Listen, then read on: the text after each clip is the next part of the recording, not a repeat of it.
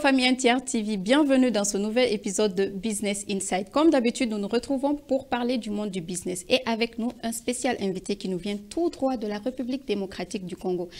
Il est chef d'entreprise et entrepreneur. Veuillez accueillir Monsieur Danny Mouya. Hello Monsieur Danny Mouya, comment allez-vous? Bonjour Madame, Merhaba. Je vais bien. Vous allez bien?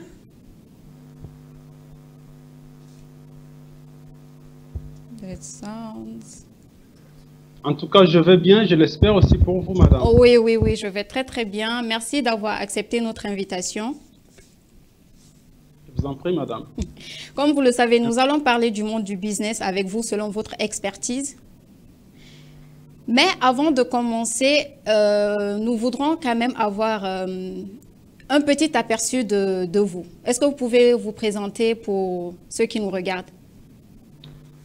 Bien sûr, mon nom, c'est Danny Mouya. Danny comme prénom. Ailleurs, on dit premier nom. Deuxième nom de famille, c'est Mouya. D'accord. Je suis entrepreneur congolais de la RDC. Et voilà, depuis 2011, j'essaye de travailler activement dans tout ce qui est création d'emplois, essayer d'encourager et d'assister les autres à créer aussi des emplois, parfois en individuel ou ensemble. Mais actuellement, je suis à la tête de Eden Bridge, qui est cette agence qui essaie de faire la promotion de la Turquie en RDC et vice-versa. Nous avons aussi un autre actif, RC Group. RC Group, c'est cette agence qui permet aux commerçants de la RDC, de toutes les villes là où ils se trouvent, de pouvoir commander des articles en Turquie directement vers les fournisseurs ou les producteurs. Et nous avons aussi une agence qui permet aux étudiants, depuis 2014, à aller étudier à l'international. Voilà un peu en résumé ce que nous tentons de faire depuis ces années. D'accord, c'est parfait. Est-ce que vous pouvez aussi nous parler de votre parcours? Comment tout cela a commencé? Avant d'être entrepreneur, vous avez fait des études et est-ce qu'après vos études, vous vous êtes dit « je vais me lancer dans le monde de l'entrepreneuriat » ou est-ce que vous avez essayé d'abord de frapper à d'autres portes avant de vous lancer dans le monde du business? D'accord, madame, c'est un long parcours, mais je vais les résumer. Oui, s'il vous plaît. Oui, je suis entrepreneur depuis l'âge de 10 ans, 11 ans. À côté de ma grand-mère, ma défunte et je suis allé aussi faire à l'université. D'ailleurs, aux humanités, j'ai fait les sciences, les maths physiques. J'étais lauréat de ma section. Et ensuite, je suis parti à l'université, à l'IEC. Chez nous, c'est l'Institut supérieur des commerces, pour faire la gestion des entreprises, pour enfin chuter au niveau de l'Université libre de Kinshasa. D'accord.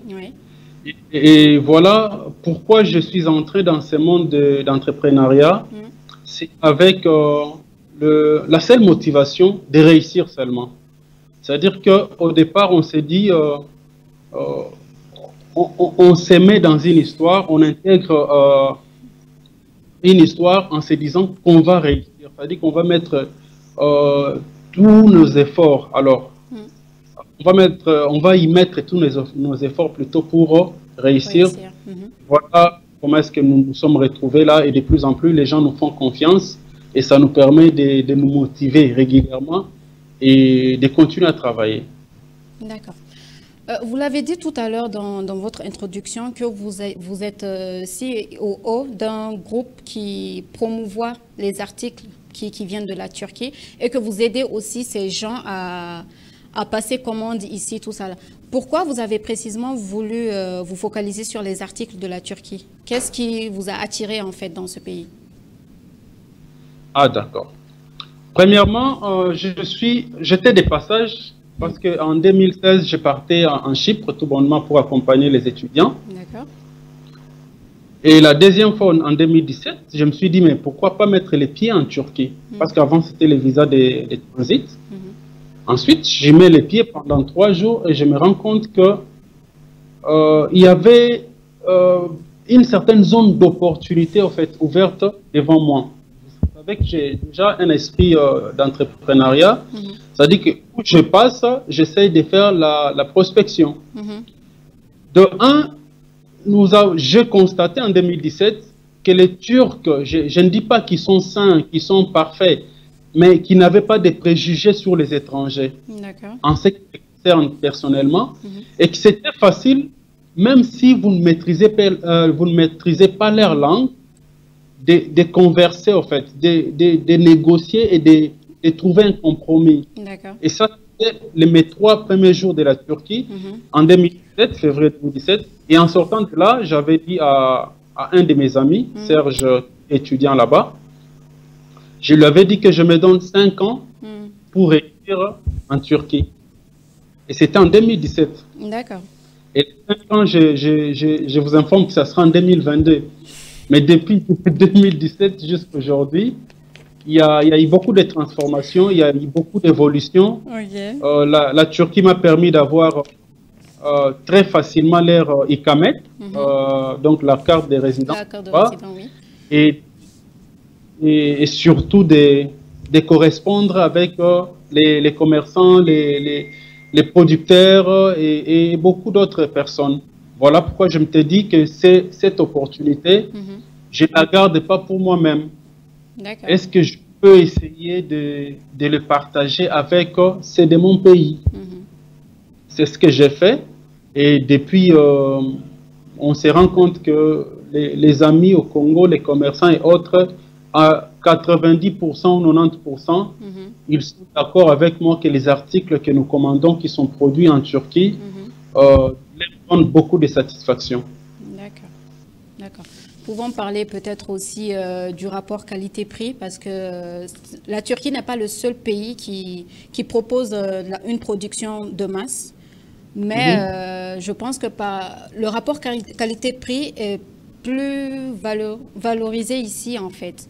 Quand on compare certains marchés, et parce qu'il y a plein de personnes maintenant qui se tournent vers la Turquie, ce qui va m'amener à vous poser la question, parce qu'il faut savoir aussi que il y a les gens qui viennent en Turquie, mais aussi la Turquie est en train de s'ouvrir au monde, notamment en Afrique.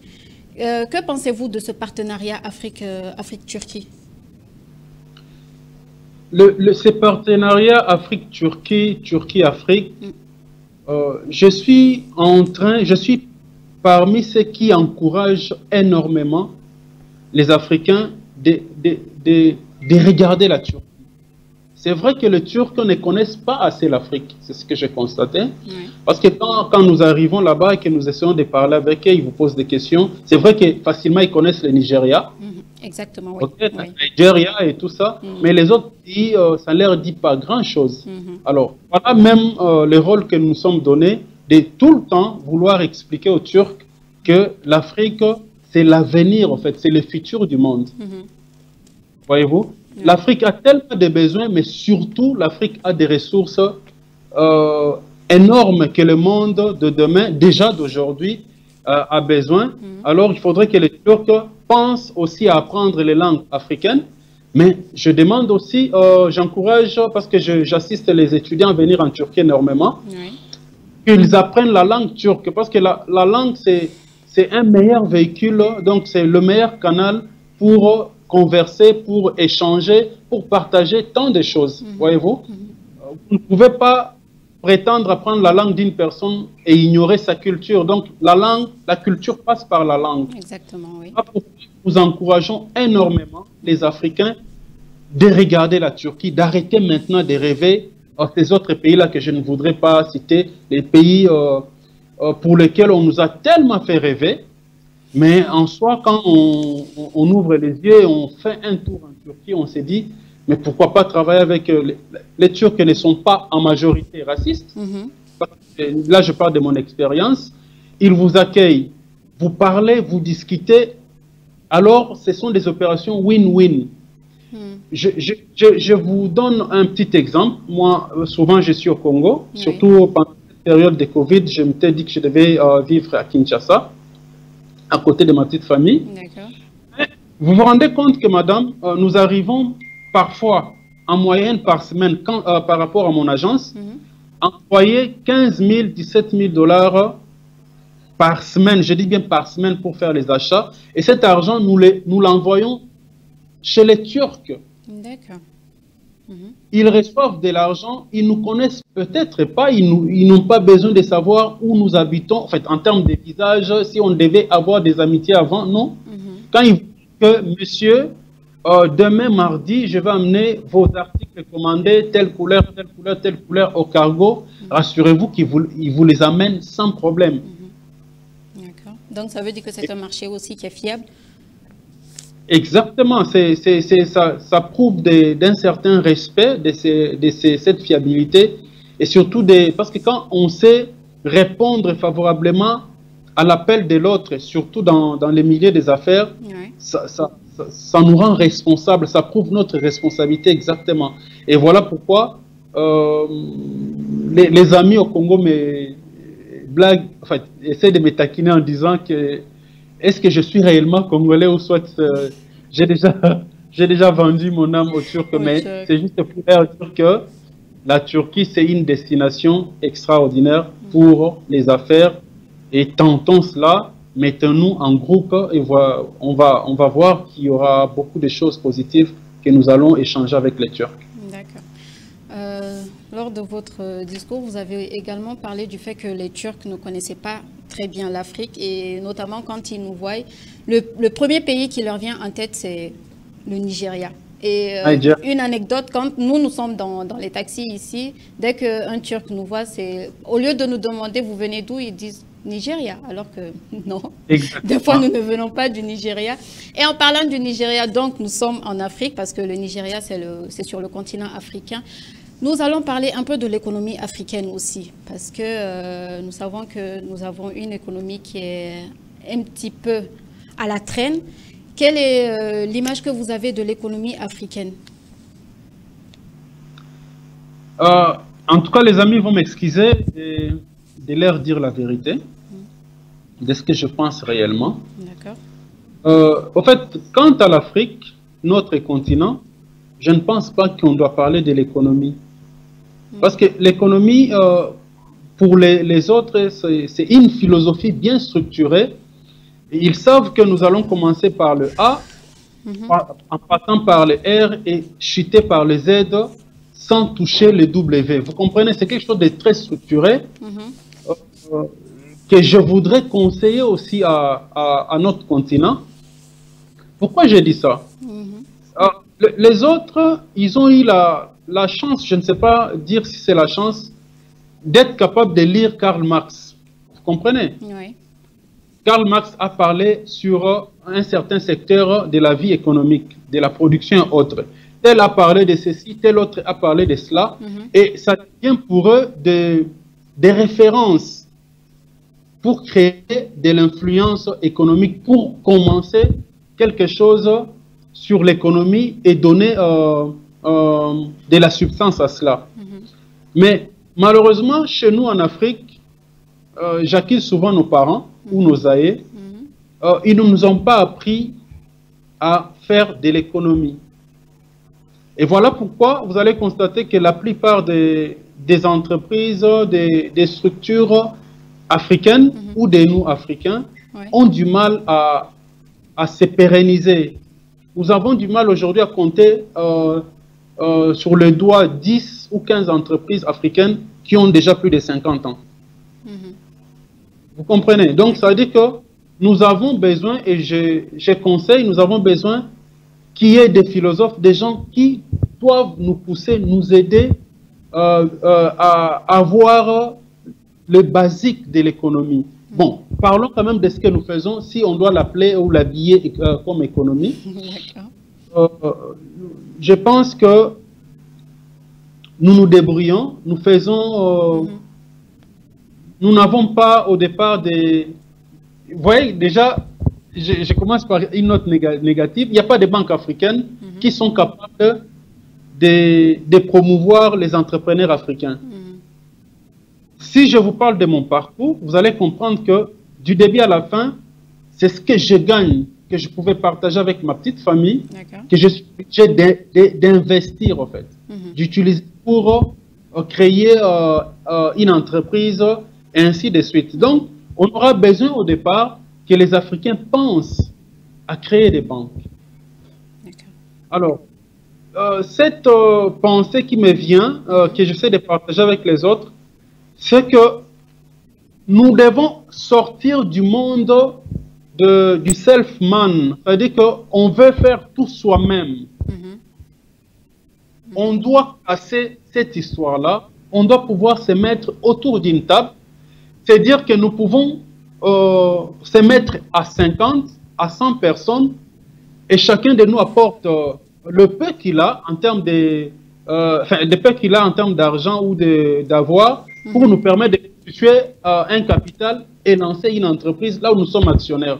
Je vous donne peut-être un exemple pour illustrer ce que je viens de dire. D'accord. Je vais à Konya, vous connaissez très bien la ville.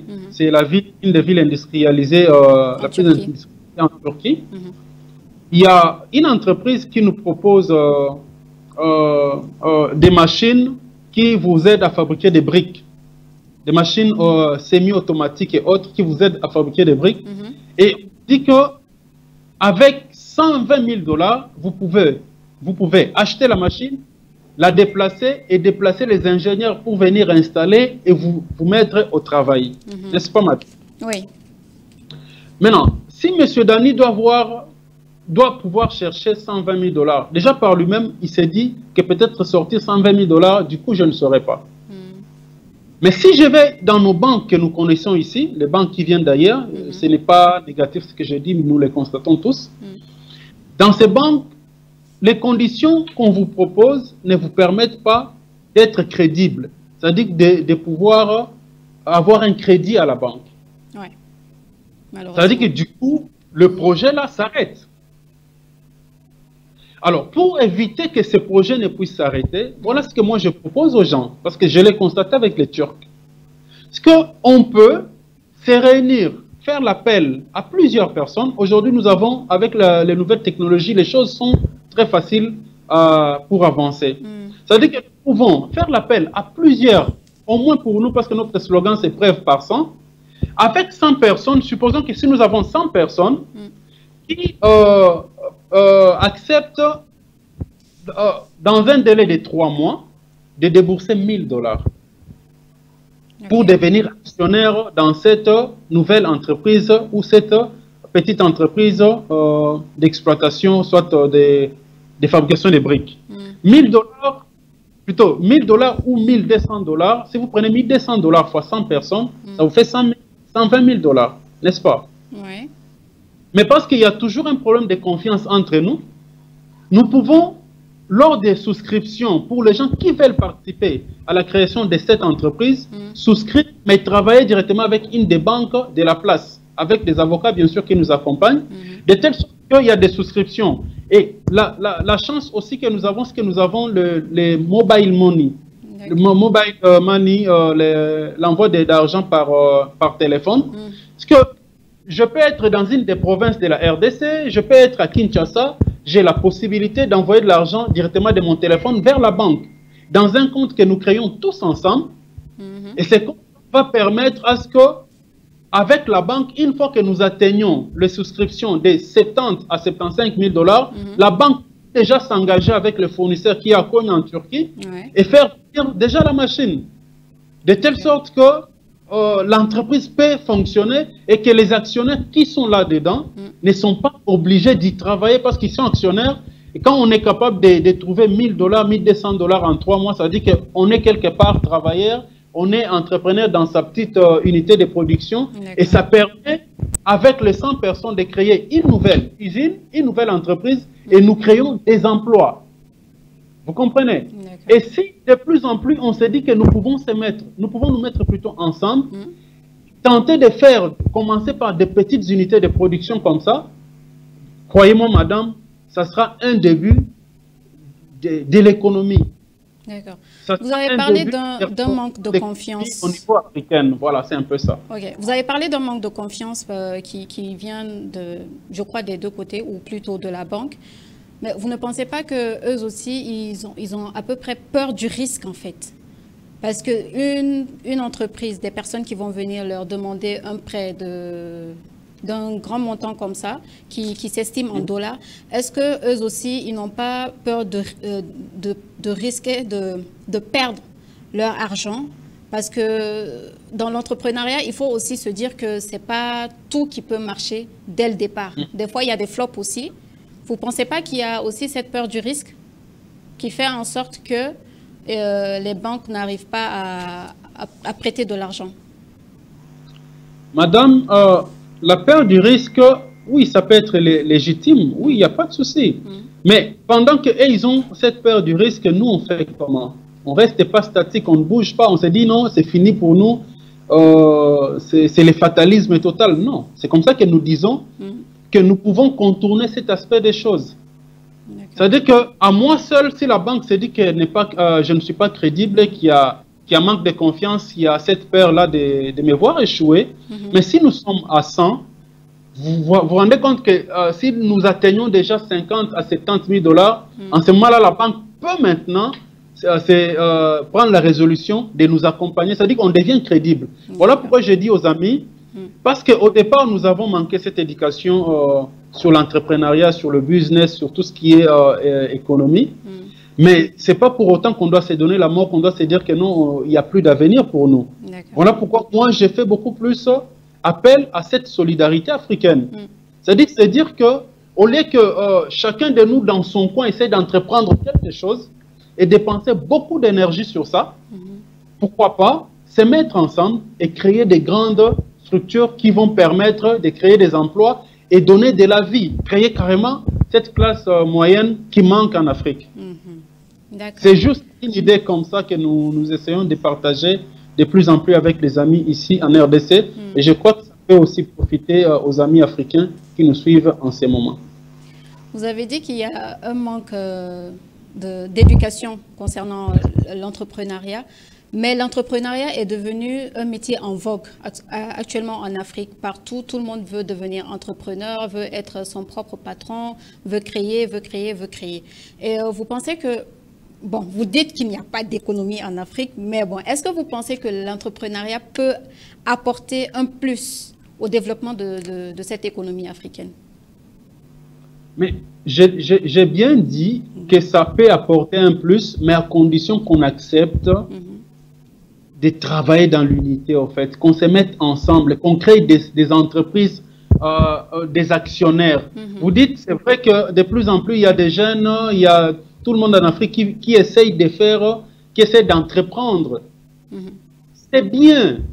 Mais ça n'avance pas trop loin, en fait. C'est ça le problème. Parce que nous essayons d'entreprendre avec nos propres moyens. Vous comprenez? C'est-à-dire qu'il n'y a pas de banques, il n'y a pas de structures étatiques qui nous accompagnent. Mais pendant que ces structures n'y sont pas, pendant que ces structures ou ces banques ne nous accompagnent pas, la force que nous pouvons avoir, c'est de se dire que c'est vrai que moi, je peux entreprendre, aller en Turquie, faire ce que M. Dani fait. Pourquoi pas nous joindre à M. Dani? Moi, je pouvais avoir, je peux peut-être avoir 1000 dollars, tel 2000 dollars, l'autre personne 5000 dollars, l'autre 300 dollars, parce qu'on peut devenir un sectionnaire avec 300 dollars, avec 100 dollars. Vous comprenez? Comme ça, on se met ensemble, on crée un grand groupe. Et ces groupes-là peuvent maintenant influencer les autres. Mais quand on y va, chacun de son côté, dépensant tous les mêmes énergies, ça veut dire qu'il y aura à un certain moment un ralentissement, en fait. C'est-à-dire qu'à moindre coût, moindre choc, on s'arrête, parce qu'il n'y a pas de ressources derrière. Mais pourtant, si on se met ensemble en actionnariat, mes faiblesses peuvent être renforcées par les forces de Madame Esther, et là où Madame Esther est faible en informatique, tel Monsieur Serge Pett, vous voyez, c'est ce que j'essaie de dire aux gens. C'est vrai qu'il y a un grand problème de confiance, mais nous sommes obligés de nous sacrifier à un certain moment et se dire qu'on doit travailler ensemble. C'est dans l'unité qu'on peut avoir la force d'influencer les autres. Voilà. Monsieur Dani, nous avons beaucoup parlé de l'économie africaine, mais je sais et nous savons que vous êtes aussi un peu dans le monde des médias. Et vous connaissez nos locaux ici, vous connaissez la chaîne pour laquelle je travaille, vous avez essayé de collaborer avec eux, vous êtes encore en pourparlers. Que pouvez-vous dire par rapport à NTR TV? NTR TV, c'est une chaîne qui m'a reçu une fois, et la deuxième fois, elle me proposait déjà un contrat de partenariat parce que je suis aussi responsable dans un monde des médias. NTR TV, c'est même cette volonté manifeste que la Turquie a vraiment besoin de travailler avec les Africains, parce que c'est la chaîne par laquelle la Turquie essaie de parler à l'Afrique. Alors, je conseillerais aux amis de rester abonnés à cette chaîne, parce que c'est grâce à cette chaîne que nous allons découvrir, je crois qu'ils vont découvrir plein d'entreprises turques qui ont besoin d'investir en Afrique. Et je salue aussi votre côté professionnel, ça m'avait beaucoup. Merci beaucoup. En tout cas, merci de demander aux gens de nous suivre. Nous allons faire de notre mieux pour vous apporter plein d'émissions qui vont vous intéresser aussi. Et comme vous l'avez dit, à travers nous, vous allez aussi découvrir en partie la Turquie. Merci d'avoir participé à cette émission. Ça a été très, très enrichissant comme discussion. En tout cas, merci beaucoup et portez-vous bien. Donc, merci à vous. Ouais, bye bye. Bye.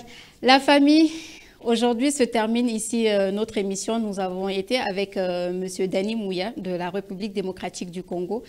Cette interview a été très, très, très animée et nous espérons vous revoir très, très bientôt pour de nouveaux épisodes avec d'autres invités, toujours pour le monde du business. Au revoir.